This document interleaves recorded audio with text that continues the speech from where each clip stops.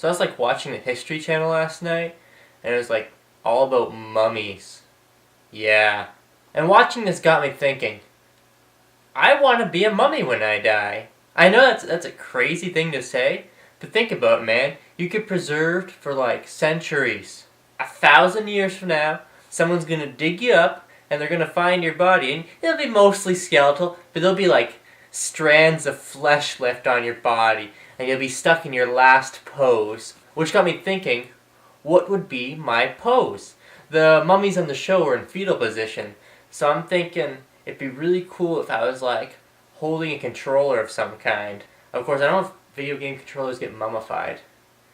Well, maybe if not that, I could be mummified holding my penis in my hands. I wonder why it's not like an option though. I mean, there's cremation and burials.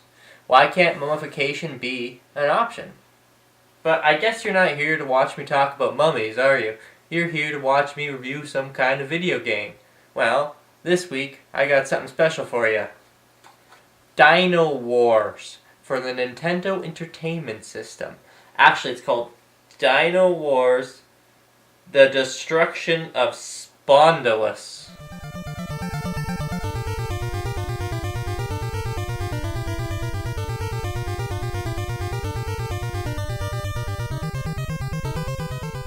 I got this game from a bargain bin for $2, and I'll admit the thing that caught my eye was the cover art. It's awesome. It's got like a robot shooting a laser through a T-Rex in outer space.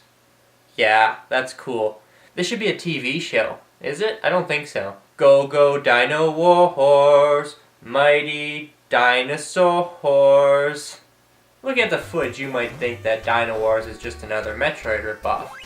And visually, you might be right. But in terms of gameplay, Dynowarz is a whole nother beast. You play as a doctor who has to travel from planet to planet destroying supercomputers, which happen to look a lot like Mother Brain. You start each level inside your mechanized dinosaur, which is, no doubt, one of the coolest things ever. It's T-Rex, of course, since T-Rex is the most awesome dinosaur ever to have lived. Giganosaurus, Spinosaurus, you guys are cool, but you know what? You're never gonna be better than the king. The king of all the predators, T-Rex. Yeah. Your default weapon is a simple punch, which is effective enough, but soon you'll find a whole bunch of other things, such as fireballs, lasers, and bombs. My only complaint here is that you never really seem to have an option of which weapon you get. The power-ups fall out of enemies, and you're gonna have to make crazy jumps to avoid switching weapons. Luckily, most of them work good in every situation. I'd argue that the bombs are kind of weak, especially if you're fighting at close range, but it's really kind of a nitpick since it doesn't matter that much. After a bit of dino action, you'll encounter another mech. This is the midpoint boss. There's a few different ones to face off against, but after a while they just start repeating with different color palettes. This is kind of a standard thing on NES, but it's disappointing nonetheless. I was hoping to see a much wider variety of giant robot dinosaurs. I mean, who wouldn't, right? Once you defeat the mid-boss, you go inside the structure, and at this point you go on foot. This is where it really starts to look like Metroid. Inside, the focus shifts to platforming. You're on foot as a human being, or a robot, I'm not sure, and you're shooting your way through floaty things and turrets of some kind. The energy bar in the game is actually really generous. I very rarely died from losing my health. More often than not, I died from falling down pits, which is pretty much game over. Thankfully, the game's continue option is very lenient and lets you continue from the last room. Thanks to this, I actually managed to beat the game, which is a rarity for me since I suck at NES games. Once you clear a few rooms, usually 5 or 6, you run into the AI. This always turns out to be basically the same. They'll rearrange the room or the enemies, but the AI is exact. Just shoot it a few times, then make your exit. Now this is where a game can get a little bit frustrating. There's no enemies on the way back, but if you miss your jump, you have to start again from the beginning of the structure, which kinda sucks. Now that was a summary of one level in the game, but it might as well be a summary of every level in the game, since they all play out that way in the end. The graphics are pretty cool. They remind me of the old Godzilla NES game. They're crisp, they're clean, and they get the job done. They're also pretty colorful, which is always a plus.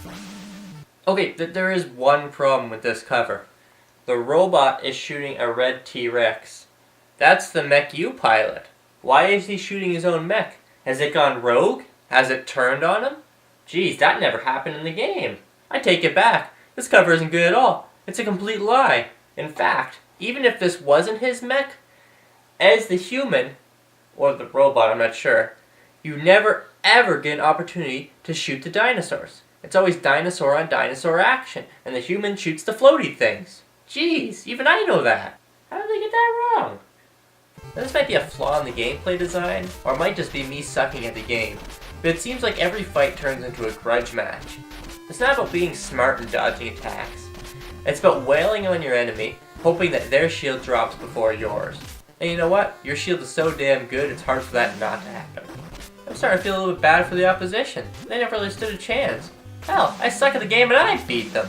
And you know, this game might be a little cooler if...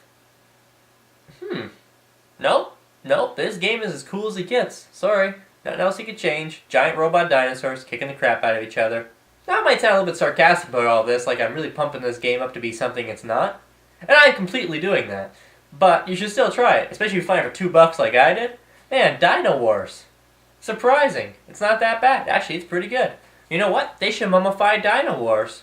Imagine digging this up in the future. Whoa-wee. They'd be like, how did they predict what would happen? How could they have predicted in 1980 that we would be driving around in dinosaur mechs fighting for the fate of the universe? And they'll find out that Bandai were prophets. Bandai. Band-Aid. It's actually one letter away from Band-Aid. You ever notice that? Band-Aid. Maybe two. Is there an E in Band-Aid?